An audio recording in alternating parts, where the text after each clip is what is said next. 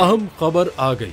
Israel ने गजा से फौज निकाल ली। इसराइल ने ईरान की तरफ से बराह रास्त फौजी कार्रवाई या लबनान में हिजबुल्लाह की तरफ से किसी गैर मुतवक्के जंगी कार्रवाई के पेश नज़र अपनी जंगी हिकमत अमली तरतीब दे दी। इसराइल ने इतवार के रोज गजा से भी अपनी फौज को इसराइल मुंतकिल करना शुरू कर दिया। इसराइल का गजा से फौज का इनखला किसी जंगबंदी का पेश खैमा नहीं।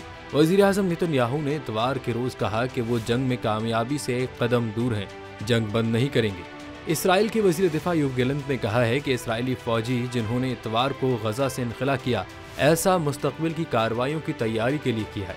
इन कार्रवाइयों में गजा के जनूबी शहर रफा में इसराइल की मुमकिना बड़ी फौजी कार्रवाई भी शामिल हो सकती है।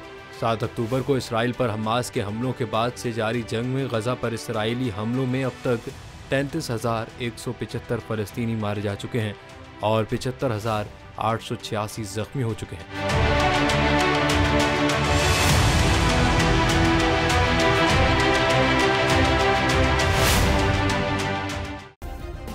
सब्सक्राइब करें और बेल दबाएं ताकि कोई खबर रह न जाए।